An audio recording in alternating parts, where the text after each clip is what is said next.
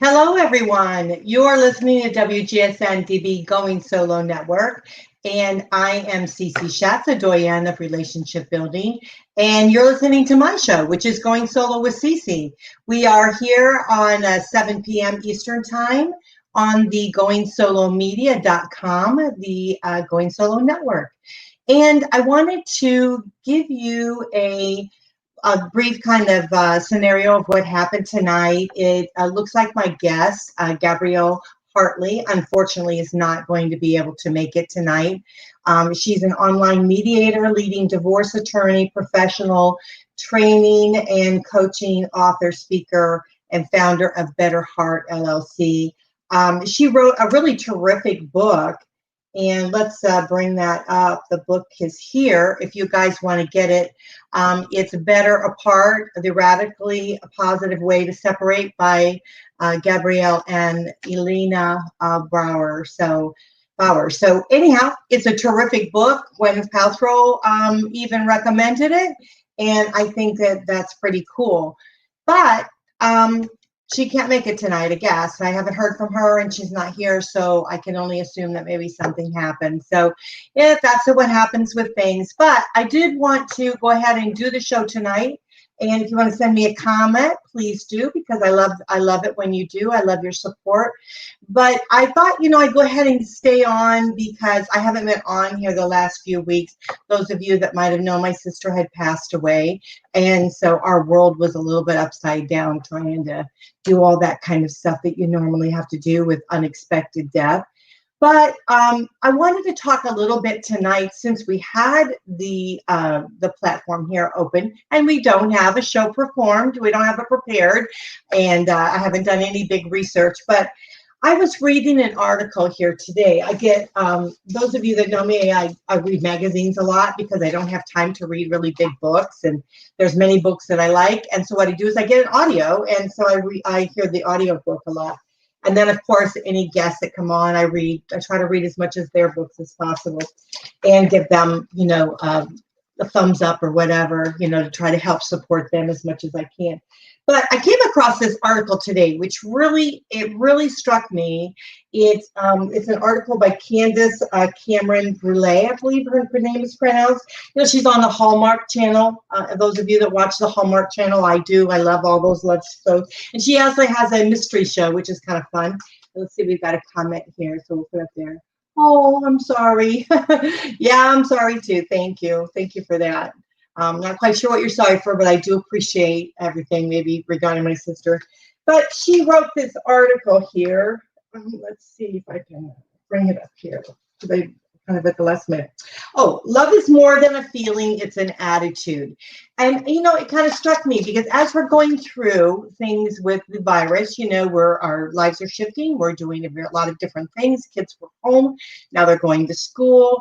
We're a little bit nervous about kids going to school. We're nervous about still going out and socializing and doing different things. And then we're talking about relationships. And so we're very nervous about that, aren't we? But we have to remember that love is an attitude, right? And so if we are going out and we are meeting people, we have to remember that they're feeling the same things that we're feeling. They're feeling a little bit apprehensive about meeting us. If we are going through a relationship loss, like many of you, and I know that that's kind of what we focus on here a lot with Going Solo Network. We're focused a lot about relationship building, divorce, loss, and traveling through that arena, then going into the transition of dating, which is a huge thing, and then getting out there and dating. So we have to keep in mind that love is an attitude.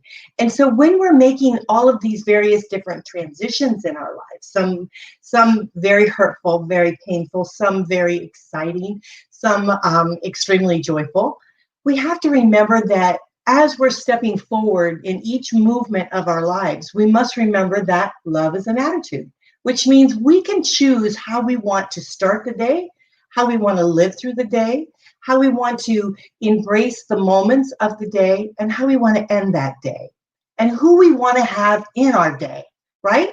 So love is an attitude. So as we're moving forward in our lives, we're watching the news and we're seeing all this negativeness and we're doing all of that. shut it off. Shut the TV off.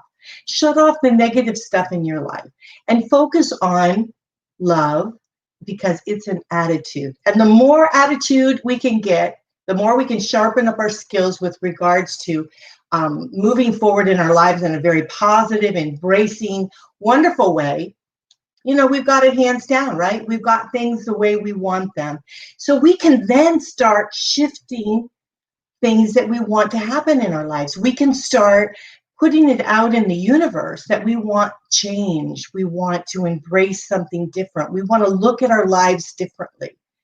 And so when I thought about Gabrielle coming on, on today's show and talking about her great book, which is, Living Apart Better, I thought to myself, you know what?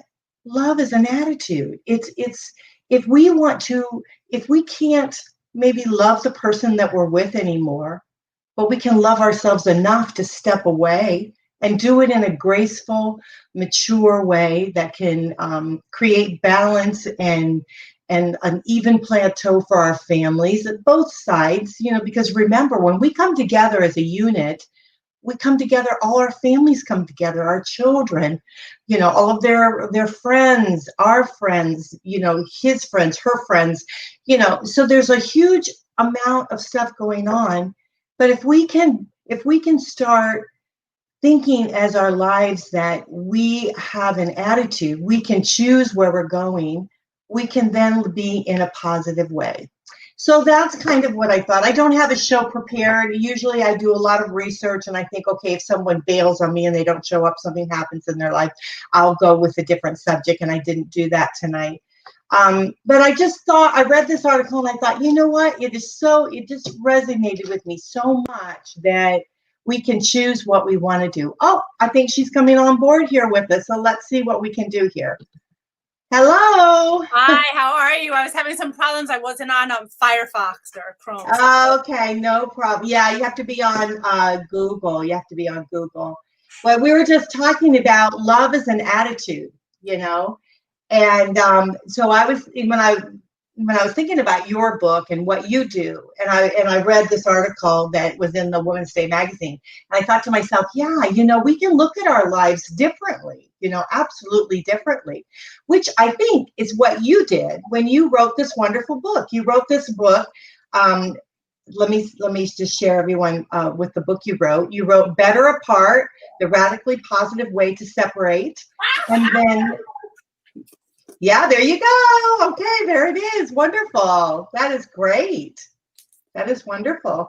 And also, just so that everyone knows who you are and all of your successes in life, you are an online mediator. You're the leading divorce attorney, a professional training and coaching author. You're a speaker, and you're a founder of your business, which is Better Apart LLC.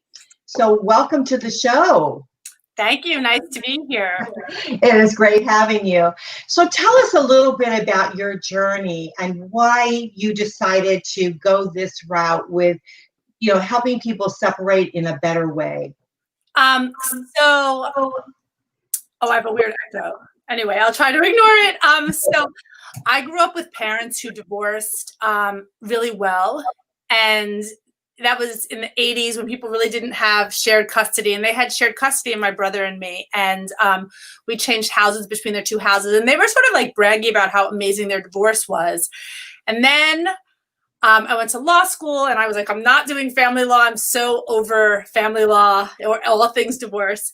But as luck would have it, I wound up getting a job for a premier divorce judge in New York City. And first of all, I saw that I had like a magic power of resolving really horrible cases, and it was a lot of fun. And secondarily, I realized actually my parents had something very big figured out, and I started to notice how broken the system was, how the process can really tear you down in a way that's like irretrievable, irrevocable, and I wanted to do something to help make people's lives better. And so I created this 5-step process, which is the Better Apart method, which breaks down your journey forward in a very particular way. And I devote all of my time and life to doing strategic divorce coaching to help people move forward more positively. And I also do online mediation to help get people through and move beyond divorce, in addition to being of counsel to a major law firm in New York City. So I just try to do things as positively as possible. And the biggest piece of advice I could say is to, take your life one step at a time. There's no silver bullet to get through. The grief, if you're getting divorced, the grief is real. You have to go through the stages of grief.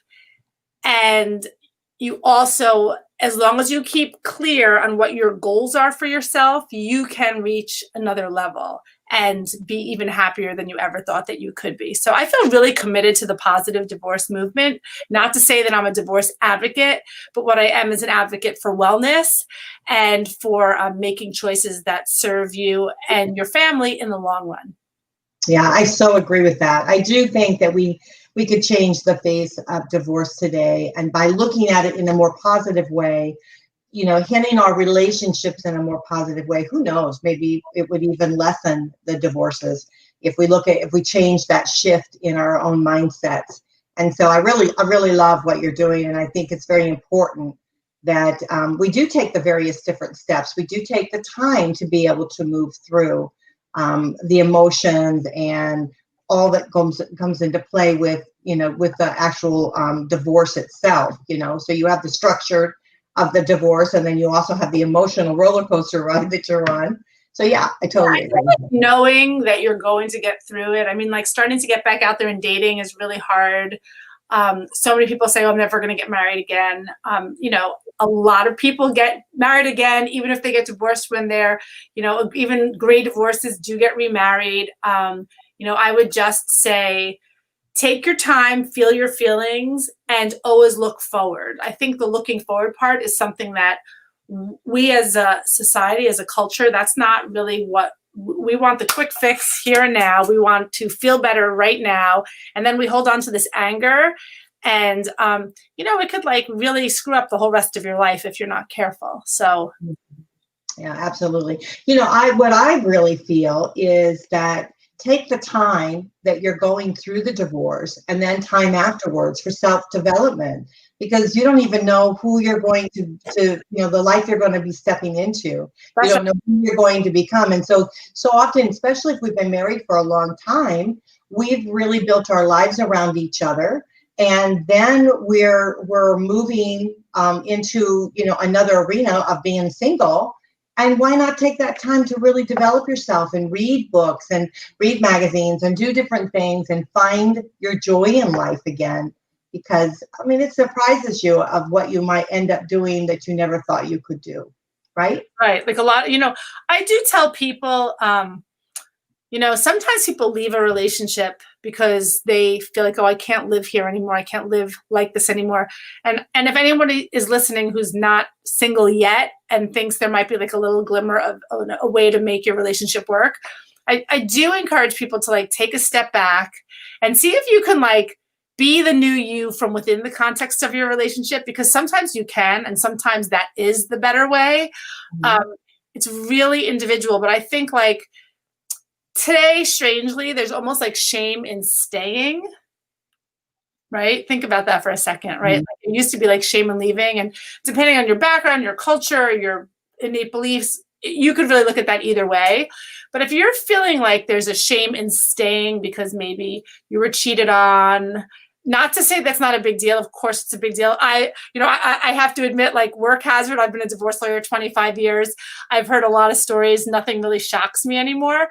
And I don't mean to minimize the grief and heartache and, how you may feel, and everybody's different about this. But the big thing is to just take the time to think about what is going to make you feel like you're living your best life, not your friend's best life, not your sister's best life, but your best life, whatever that means to you. For me, even though I make a lot more money if I just work as a divorce lawyer all day long, I really love doing things going on shows like this and talking in groups and coming and being a guest places and training young lawyers and practicing differently, and doing mediation for people all over the world who need help.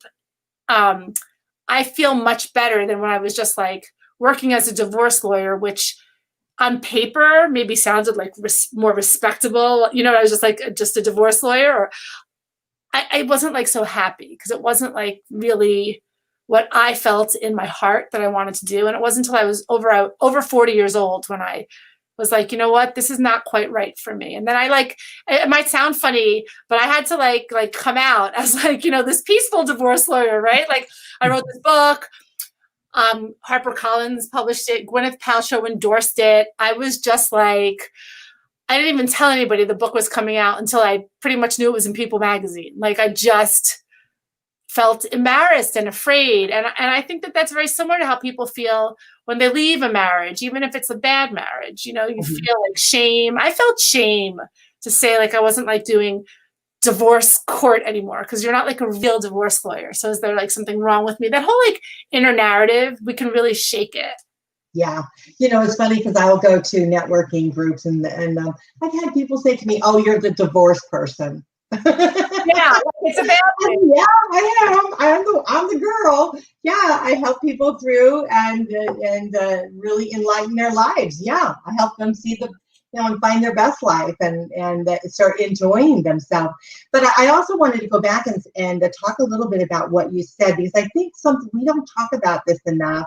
That when and I've had it in my divorce support group, where individuals have come into the group, really explored their relationships, not only with with their partners, but with themselves, and found out that there was different things that they could be doing differently. They could be looking at way things are said, way things are done, the way they're taking it, and they're able to reshape that and actually stay within their marriage. And it's been a wonderful, beautiful thing to see, because I'm not, I'm for relationships. I'm all for relationship building. And so when you see that, when someone steps and really starts looking in, homing in on their own selves, and like you said, how can you still stay in this relationship and still live your best life? Can you rework it somehow? Understand where these problems set in, and then better communication with your partner. I think that's pretty awesome. How can you change the rules from within the context of your relationship? Like spend more time reframing your narrative instead of planning your escape. And I understand the whole idea of like planning your escape, because it's like all the wonder of what could be fun when you're just like fantasizing about it. But the reality, and I don't mean to say like, look, if you're in a marriage that's really bad and it's not safe, or like you really feel trapped, or you've tried everything, like by all means, go. But don't just bail because it's like harder than you think your friend's marriage is. It's very few people who are like married to their perfect match. Like I have a lot of good girlfriends. I didn't get married till I was in my 30s.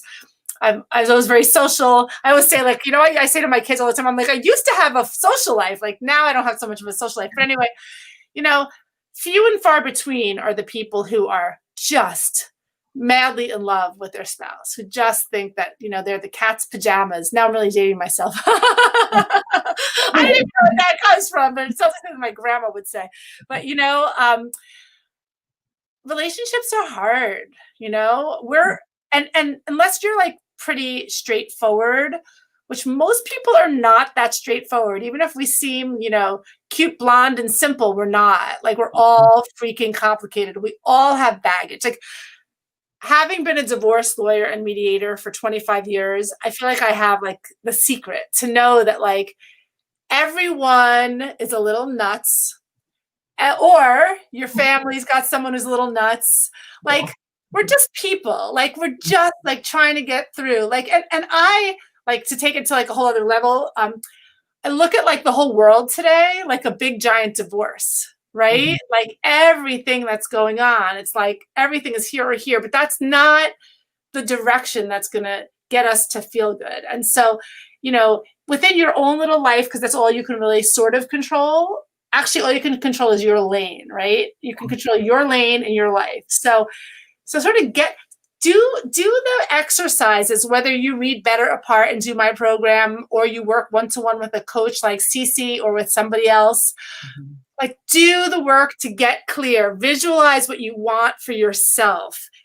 Not that you have to get everything you want, but if you don't know what you want, you're certainly not going to get it. You're just going to sort of meander through your life, and that's that, which is fine. But like, that's not a really conscious way to go about it. And, you know, thinking about what you said, it even helps you when you're thinking about building a relationship with someone else, because it's not going to be always perfect. I mean, that lane is going to be a little wobbly here and there when you're with someone. And so it's not going to be, and so often they think that they're going to get a divorce and they're going to go and find another relationship and everything is going to be perfect. And then it ends up being the same because they take those problems and bring it into the next relationship. So I think you just have to live in the moment, right? And just love who you are and develop who you are and be the best person that you can be. Absolutely. Yeah. And roll with things, you know, and like, I mean, right now during COVID, we're a little more stuck. We have a little more time, depending where you're located, where, like it or not, you've got to like work together, whether you're still married and trying to separate, but now suddenly you find yourself stuck because someone's unemployed. I mean, there's so many things. I've been on like all these different talk shows on TV, and I'm always asked about like, how do we cohabitate? Well, we want to get divorced. We've got these kids, you know, there's things you could do. You can like create a schedule that you literally are living by, and you're respecting each other's access to different parts of your house or your apartment. You know, starting to date while you still live together, that can be trickier, but depending on your dynamic, you can do that. And, you know, in the beginning, people were just giving the advice to hold off on dating. But now we just don't know how long COVID is going to last. And everybody just has different comfort levels. So you kind of have to just roll with it. And somebody once said to me a long time ago, slowest is fastest. And as you could tell in the, you know, 10 or 20 minutes we've been talking, like, I'm not slow, like I'm very quick. And telling me to like be slow is really hard, but it's actually very good advice, because sometimes, you know, in Italian, there's that expression, piano, piano si fa lontano, which is like slowly, slowly we go far. And I think that's like a good rule to live by. Absolutely. We're going to take just a quick break. All we do is just a little 5-second moment of silence, just so that when we go into the audio format, the other stations can put their commercials in. So we're going to be doing that here real quick. When we come back, let's talk about mediation and why that's important and how I think that that's making a shift in today's divorces. I mean, I think I'm seeing more and more people moving towards getting a mediator, trying to work things out. So let's explain to the audience a little bit more about that so they can understand. So it'll be just a quick minute of silence. You guys are listening to WGSN-DB Going Solo Network. I am Cece Schatz. This is the Going Solo with Cece show. Will be just a couple seconds of silence. Okay, thank you so much for that. You're listening to WGSN-DB Going Solo Network. I am Cece Schatz, and this is the Going Solo with Cece show. And those of you, if you don't know it, WGSN-DB Going Solo Network is the radio, TV, and podcast station. We are the #1 internet singles talk network. You can find all of our shows right on goingsolomedia.com. We're on Facebook and on YouTube. If you guys want to send me an email, it's goingsolonetwork@gmail.com. And we're going to move on back to the show because we got a lot to talk about. We have with us today Gabrielle Hartley. She's an online mediator, leading divorce attorney, professional training and coaching author, speaker, and founder of Better Part LLC. She's wrote a terrific book, which is, we'll put it up there so you guys know, it's Better Part, The Radically Positive Way to Separate, by Gabrielle and Elena Brower. So thank you so much again for being on the show with us here today. Let's talk a little bit, and while we're talking, I'm going to put up your email and your website so those can just jot it down and maybe contact you after the show. So let's talk a little bit about mediation, because some people are confused. And here in Florida, and I think you're in New York? I'm actually in both Massachusetts and New York. I've been full-time in Massachusetts. Yeah. So here in Florida, it's like mandatory that the court appoints, for you to go to mediation. But what I'm seeing here is more and more a shift where couples are starting to come together, talk about their divorce and try to make a plan of what they want to do. And so let's talk a little bit about mediation and how that can benefit the parties to be able to do that. Okay, so first of all, what is mediation? Mediation is the two parties are with a neutral, meaning like if you hire me, right, I don't represent the husband, I don't represent the wife. I guide you through your financial disentanglements and the management of your children in a way that is efficacious, efficient, works the best for both of you. I do not give legal advice, although if you are in, I mediate absolutely everywhere, and I create a memorandum of understanding. If you mediate with me and you live in New York or Massachusetts, I will tell you what the laws are, but I will not give you advice. I just give you information. If you mediate with someone local, that is what they ought to be doing. Although some mediators are very particular about not giving any legal information, they just want you to come up with an agreement on your own.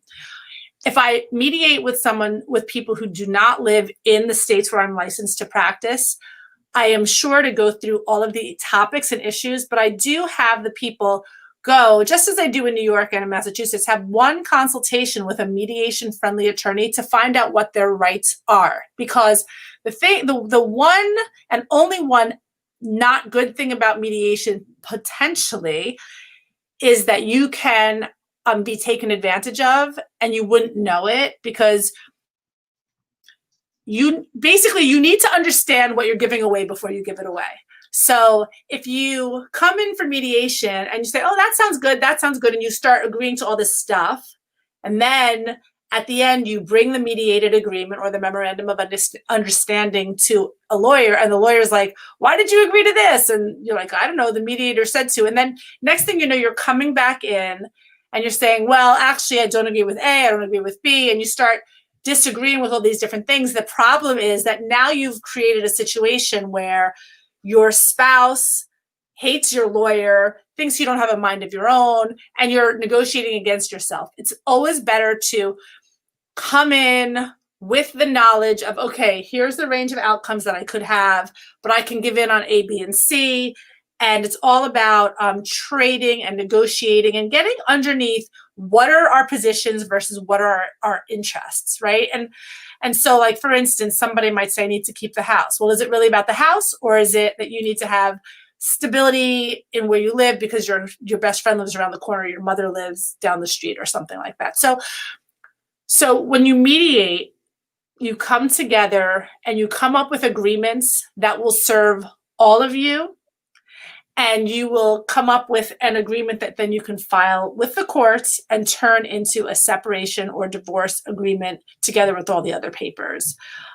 These days during COVID, I am mediating exclusively online. And if anybody is interested in mediating, if you mention that you heard me on Going Solo Media, I do have some special flat rate offers that they've expired, but I'll extend them for any of CC's listeners for the time being. I appreciate that. I really love this way of getting a divorce if you have to get a divorce. I really do love it. And I'm pushing it more and more and more, trying to make awareness that if you can come together with a mediator who can be your central point person and cover some of these areas that are trigger points for you, maybe they're emotional or whatever they are, but if you can come together and try to come out with some sort of agreement, isn't it better to plan and have control of your divorce? If you go on Thrive Global, go on Thrive and Google "Beware the Stranger in Black Robes." I wrote a piece like the 5 reasons you don't want to go to court. Sometimes court is necessary, and I can tell you about when that is the case as well. But generally, the things that you think matter don't matter. The judge hears your whole life in about 2 seconds. I mean, you lose all control. You lose so much. You lose time. You lose money. You lose control. You lose understanding. You also lose your dignity often. Another resource that I have that your listeners might be interested in, which is totally free, is if you go to GabrielleHartley.com, click on the Better Apart blog.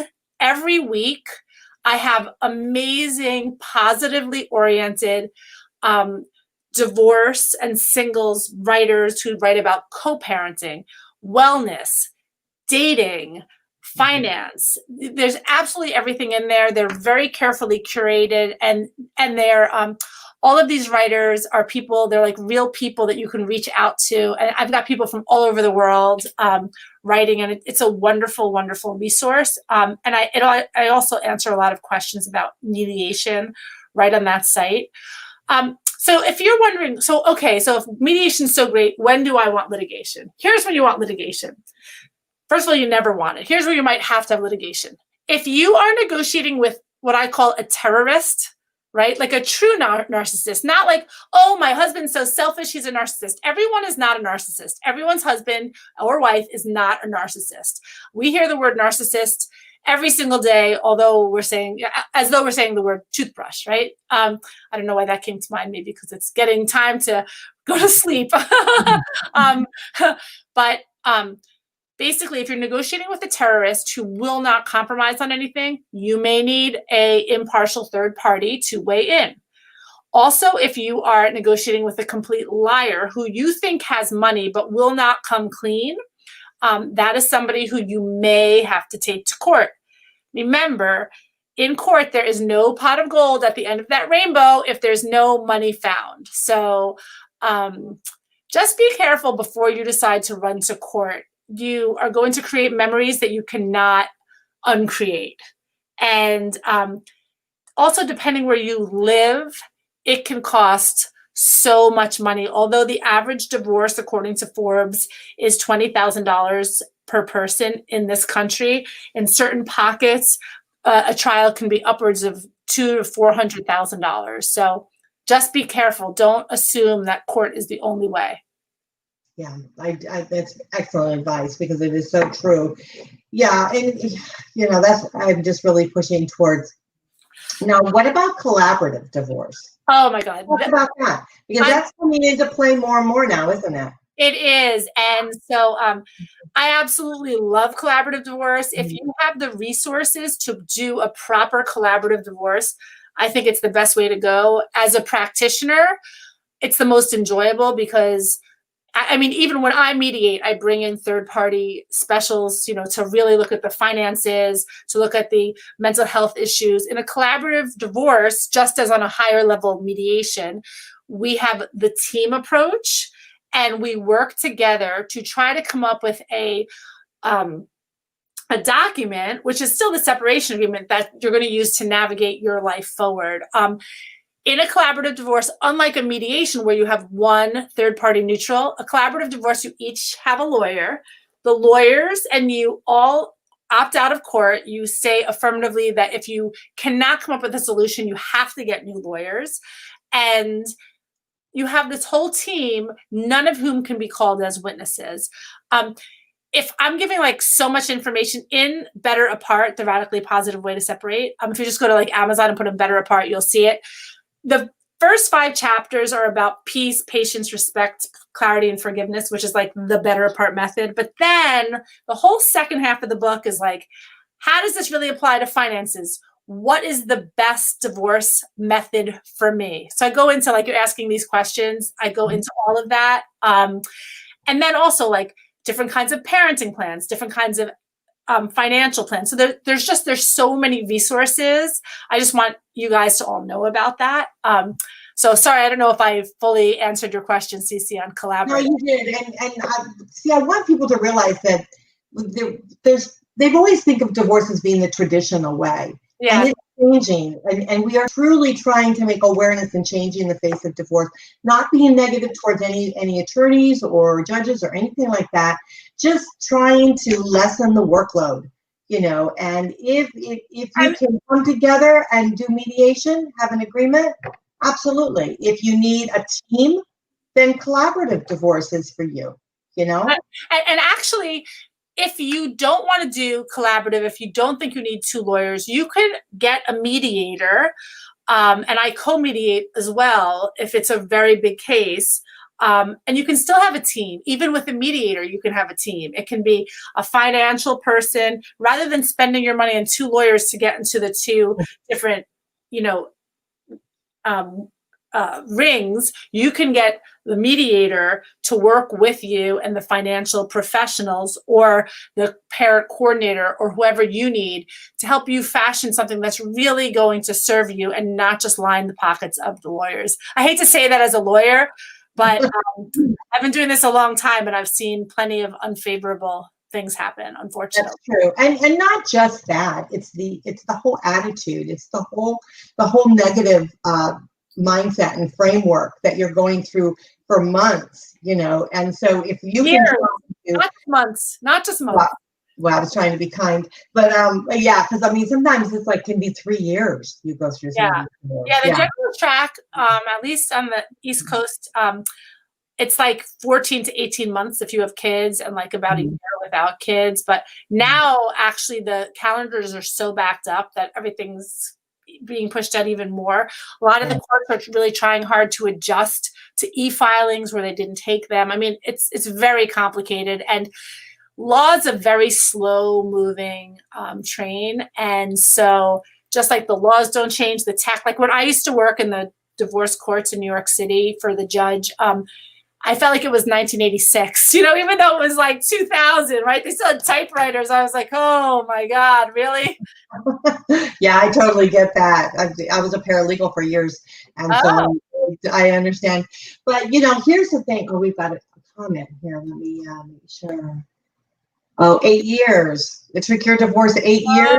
Wow. Oh, got a hug. That's a long time. Congratulations. Oh, yeah, that's a long time to be in pain because you're in pain. You're going through that.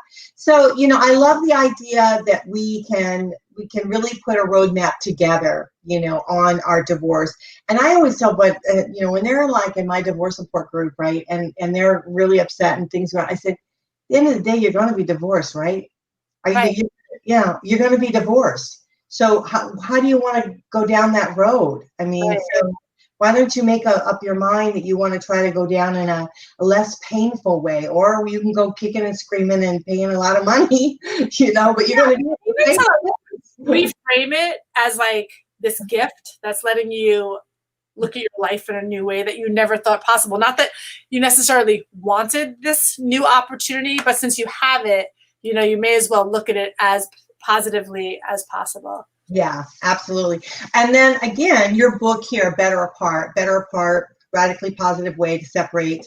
It's a wonderful book, and everyone, you can get it on Amazon, Amazon.com. Just go in there and just put that information in, it'll pop right up. And like you said, the first part of the book, you really deal with a lot of the emotions and things like that. And then you give also some concrete information with regards to the process, and then maybe you can try to figure out a process that will work for you. And great. Another thing I wanted to say, which it is, if you're looking for just like an accessible way, I have a 13 module fully downloadable program at GabrielleHartley.com. You can just click on Getting Divorced, like coaching. There's coaching packages, and it's under $100, and it comes with lots of writing exercises, and it's just like a nice thing you can use to support yourself. It's designed to be done over 6 weeks, but you could literally do it all in one weekend if you wanted to, and then work with your one-to-one coach. It's just, I wanted to create products for people who couldn't necessarily hire me because my hourly is quite high, but just to give them some tools. And you can always reach out to me. You can always write me an email. I do my very best to get back to everyone. If you see on the email below, it says Gabrielle L. Hartley at Gmail. You can also just do Gabrielle at GabrielleHartley.com. That's easier to remember. Okay. I'm very happy. I also have, if you go to GabrielleHartley.com, I have a Survive and Thrive packet that you can put your email in, and you'll get a financial blueprint, like the must-knows for the Better Apart method, and then like co-parenting 101, which are, just things to sort of get you started if that's where you are at. Mm-hmm. That's great. I'll make sure we put that up on our divorce support group, and And so it's available to them. I think it's great. You know, I was going through my divorce myself, and I was just in the mucky muck, thought my world, my whole life was going to be over. I just didn't know how I was going to survive. And here I am living. Helping everybody else. I'm doing what I love to do. I'm totally a different person. And so there is light at the end of the tunnel, and you can choose what you want and live it. And you're certainly doing that yourself. So thank you so much for joining us tonight. It's quite an honor to have you on the show. I appreciate it. I'm so glad that we finally got to connect with all of our scheduling snafus. I know, our scheduling's been crazy. You were gonna come on earlier, and then my sister passed, and it was a little bit crazy for me. But again, everyone, I'm gonna put it up. Again, her book is Better Apart, The Radically Positive Way to Separate. You can find it on Amazon.com. And if you like it, write a review. If you enjoy it, definitely write a review on Amazon. It's like really important to get the word out there. You know, we live in the world of algorithm. I know you guys all probably know that better than I do because I'm such a dinosaur, but oh my goodness. Yeah, I mean, with social media, so connect with her. Of course, you're on Facebook, LinkedIn, you're all around, and so Instagram, all of those places. So definitely do that. So again, there's her information, and make sure that you connect with her on the on her website, because she's got all of this wonderful information right there for you. Wonderful articles that you can read and you can get, you can embrace. So I think that's wonderful. So thank you so much. It was such a pleasure to be here. And if you have any questions at all, you all know how to find me. Thank you so much, Cece. I'm glad I was able to log on. And yeah, thank you so much for coming on. I do appreciate it. Even when it was already later, you still came on. So I do appreciate that. So absolutely. Thank you very much. Okay, guys, this is a wrap for WGSN-DB Going Solo Network. I am Cece Schatz. You're listening to the Going Solo with Cece show. I thank you so much for joining me here, and I hope to see you right back here, same time, same place next week. Bye for now.